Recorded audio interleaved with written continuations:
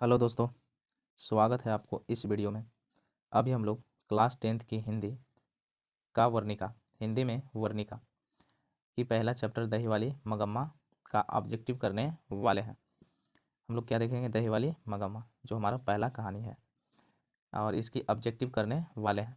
Objective पर जाने से पहले हम लोग दही वाली मगम्मा का लेखक परिचय देख लेते हैं। लेखक परिचय। तो दही वाली मगम्मा के लेखक का नाम क्या है? श्रीनिवास। लेखक का नाम क्या है? श्रीनिवास। और इनका पूरा नाम मास्तिक वेंकटेश अयंगार है। श्रीनिवास जी का पूरा नाम क्या है? मास्तिक वेंकटेश अयंगार। और इनका जन्म 6 जून 1891 ईस्वी में कोलार में होता है। और कोलार कहाँ पड़ती है? कर्नाटक में पड़ती है। कोलार कहाँ पड़ता है? कर्नाटक में। और दही वाली मगम्मा की भाषा कौन सी है? वो है कन्नड़। दही वाली मगम्मा की भाषा कौन सी है? कन्नड़। और कन्नड़ से हिंदी में अनुवाद करने वाले हैं बी आर नारायण।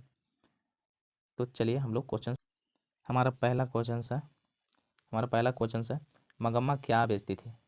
मगम्मा क्या बेचती थी? ए मक्खन, बी दूध, सी दही, डी घी। तो मगम्मा क्या बेचा करती है? वो बेचती है दही। Option C. अगला क्वेश्चन, दूसरा नंबर, मगम्मा कहाँ की रहने वाली है? मगम्मा कहाँ की रहने वाली है? ए अवलूर के पास किसी गांव की। ऑप्शन बी सातूर के पास किसी गांव की।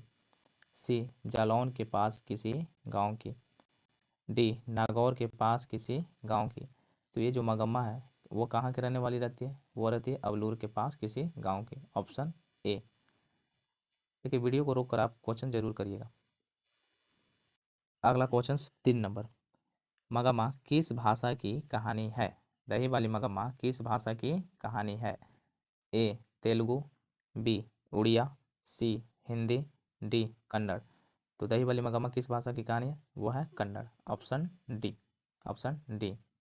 अगला क्वेश्चन 4 नंबर, मगम्मा मिठाई किसके लिए ले जा रही थी? मगम्मा जब भी दही बेचकर आती थी तो वो अपने साथ मिठाई लेकर आती थी। और वो किसके लिए लेकर आती थी? ऑप्शन देखते हैं। ऑप्शन ए है पोता के लिए, बी पोती के लिए, सी भांजी के लिए, डी बहू के लिए। तो मगम्मा मिठाई किसके लिए ले जा रही थी? वो ले जा रही थी पोते के लिए। Option A. अगला क्वेश्चन 5 नंबर, दही वाली मगम्मा शीर्षक पाठ में बहू ने सास से समझौता क्यों कर ली? देखिए, दही वाली मगम्मा में मगम्मा और इसकी बहू नजम्मा, बहू के नाम क्या है? नजम्मा। ये दोनों में विवाद रहता है, मगम्मा और नजम्मा में, दोनों में। तो यहाँ पे क्वेश्चन कर रहा है कि दही वाली मगम्मा शीर्षक पाठ में बहू ने सास से समझौता क्यों कर ली? विवाद के बाद दोनों में क्या हो जाती है? समझौता। समझौता क्यों कर लिया जाता है? ऑप्शन देखते हैं। ए डर से, बी प्रेम से, सी मजबूरी से, डी शौक से। तो देखिए, मगम्मा की जो बहू थी इसकी मजबूरी रहती है। ऑप्शन कौन हो जाएगा? सी। मजबूरी रहती है कि अगर हम अपने सास को नहीं मिलाएंगे, अगर सास को नहीं मिलाएंगे तो सास से सारा धन पैसा एक व्यक्ति है रंगप्पा, जो क्या कर लेगा? हड़प लेगा। इसलिए नजम्मा चाहती है कि मगम्मा मुझसे क्या हो जाए? मिल जाए। तो मगम्मा की मजबूरी थी, क्या थी? मजबूरी। Option C. अगला क्वेश्चन 6 नंबर, दही वाली मगम्मा किस भाषा से अनुदित कहानी है? ये जो दही वाली मगम्मा है किस भाषा से अनुदित कहानी है? वो है कन्नड़ भाषा से। Option A. अगला क्वेश्चन 7 नंबर, मगम्मा को किससे विवाद था? अभी बताएं कि मगम्मा की बहू का नाम क्या है? नजम्मा। और दोनों में क्या रहती है? विवाद रहती है। तो मगम्मा को किससे विवाद था? अपने बहू से विवाद था। Option B. अगला क्वेश्चन 8 नंबर, अमड़ाई का कुआं कहाँ है?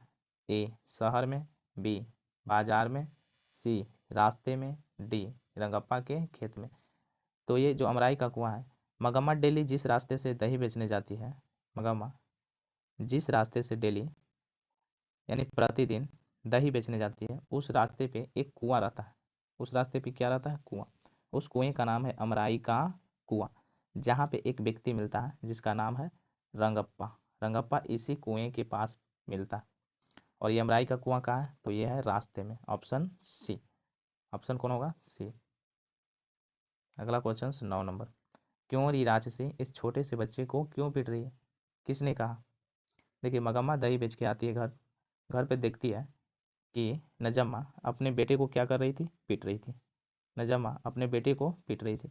इसी बीच मगम्मा वहाँ पे पहुँच जाती है और कहने लगती है, क्यों रे राक्षसी इस छोटे से बच्चे को क्यों पीट रही थी। ऐसा कौन बोलती है, ऐसा बोलती है मगम्मा।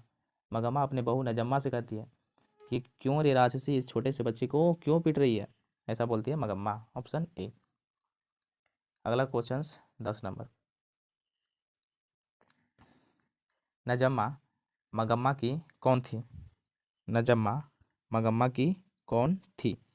ए बेटी, बी मौसी, सी बहू, डी सौतीन। थी तो नजम्मा थी मगम्मा की बहू। Option C. अगला क्वेश्चन 11 नंबर। दही वाली मगम्मा पाठ के लेखक हैं। ये जो दही वाली मगम्मा है, इस पाठ के लेखक कौन है। ए श्रीनिवास, बी सावरदैया, सी सुजाता, डी इनमें से कोई नहीं।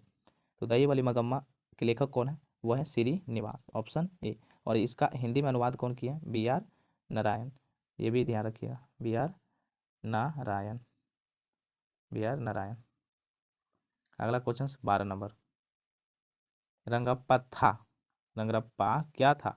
ए जुआड़ी, बी व्यापारी, सी वकील, डी किसान। तो रंगरप्पा क्या रहता, वो रहता जुआड़ी। एक नंबर का जुआड़ी था ये, नशेड़ी भी था। कौन, रंगप्पा। Option A. अगला question 13 number. B R Narayan ने किस कहानी का अनुवाद किया। अभी हम लोग देख चुके हैं कि बी आर नारायण ने किस कहानी का अनुवाद किया है। बी आर नारायण ने किया है दही वाली मगम्मा को हिंदी में अनुवाद किया है। किसमें, हिंदी में। अगला क्वेश्चन 14 नंबर। मगम्मा की बहू का क्या नाम है। ये जो मगम्मा है, बार बार हम बता रहे हैं कि मगम्मा की बहू का नाम क्या है, वो है नजम्मा। क्या है, नजम्मा। ऑप्शन ए होगा, ऑप्शन ए। चलिए अगला क्वेश्चन 15 नंबर। श्रीनिवास जी का जन्म कहाँ हुआ था। श्रीनिवास जी का जन्म कहाँ हुआ था।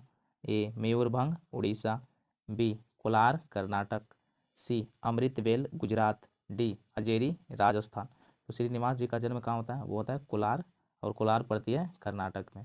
Option B. अगला क्वेश्चन 16 नंबर। मगम्मा क्या खाती थी। मगम्मा क्या खाती थी। ए गुटखा, बी पान सुपारी, सी खैनी, डी इनमें से सभी। तो मगम्मा क्या खाती थी, वो खाती थी पान सुपारी। ऑप्शन कौन हो जाएगा, बी हो जाएगा। अगला नंबर 17।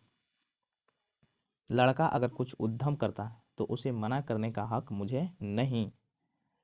यह किसने कहा। ए मगम्मा, बी बेटा, सी नजम्मा, डी रंगप्पा। तो ऐसा बोलती है नजम्मा। ऐसा कौन बोलती है, नजम्मा।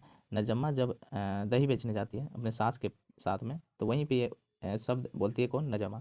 कहती है कि अगर लड़का कुछ उद्यम करता है तो उसे मना करने का हक मुझे नहीं, ऐसा बोलती है नजम्मा। जो मगम्मा की क्या है, वो बहू है। Option C. अगला क्वेश्चन 18 नंबर। घर वाले के रहते एक अच्छी साड़ी नसीब नहीं हुई, ऐसा किसने कहा। ऐसा बोलती है मगम्मा। मगम्मा के पति मर चुका है और इसके पति कभी भी एक अच्छी साड़ी इनको लाकर नहीं दिया था, इसलिए अपने माँ जी के पास, जहाँ पे दही बेचती थी उसके पास बोलती है कौन, मगम्मा। कहती कि घर वाले के रहते एक अच्छी साड़ी नसीब नहीं हुई, ऐसा बोलती है मगम्मा। अगला क्वेश्चन 19 नंबर। दही वाली मगम्मा का लेखक श्रीनिवास जी का जन्म कब हुआ था। ए 6 जून 1891, बी 7 जून 1891, सी 8 जून 1891, डी 9 जून 1891। तो श्रीनिवास जी का जन्म कब होती है, 6 जून 1891। Option A. अगला क्वेश्चन 20 नंबर। उस घर में अब सास और बहू में स्वतंत्रता की होड़ लगी है। यह पंक्ति किस कहानी की है। दोनों में क्या लगी है, स्वतंत्रता के लिए होड़ लगी हुई है। ये किस कहानी की पंक्ति है। ए नगर, बी माँ, सी ढाते विश्वास, डी दही वाली मगम्मा। इसकी यह किस कहानी के पात्र है, वो है दही वाली मगम्मा। Option D. अगला क्वेश्चन 21 नंबर। कथाकार को बरसों से मगम्मा कौन सी वस्तु दिया करती थी। ये जो कथाकार थे को वर्षों से मगम्मा कौन सी वस्तु दिया करती थी? ए दूध, बी घी, सी सब्जी, डी दही। तो वो क्या दिया करती थी? दही दिया करती थी। बेचेगी दही तो दही ना देगी। अगला क्वेश्चन 22 नंबर। दही वाली मगम्मा कहानी किसे संदेश देती है? दही वाली मगम्मा कहानी किसे संदेश देती है? ए माताओं को, बी पुत्रियों को, सी बहुओं को, डी छात्रों को। किसे संदेश देती है? वो देती है बहुओं को। बहुओं को संदेश देती है कि सास को बढ़िया से रखो, सास को मानो, सास माँ समान होती है। अगला क्वेश्चन 23 नंबर। दही वाली मगम्मा कहानी का प्रमुख पात्र कौन है? दही वाली मगम्मा कहानी का प्रमुख पात्र कौन है?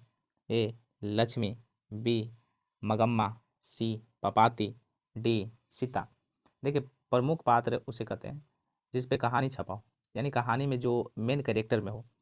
तो ये जो दही वाली मगम्मा है कहानी है, इसमें मेन कैरेक्टर किसका है भैया? इसमें मेन कैरेक्टर है मगम्मा की। Option B. इसलिए प्रमुख पात्र इसमें कौन होगा? मगम्मा। Option B. वीडियो को रोककर आंसर करिएगा आप लोग। अगला क्वेश्चन 24 नंबर। कथावाचक को मगम्मा क्या कहती थी?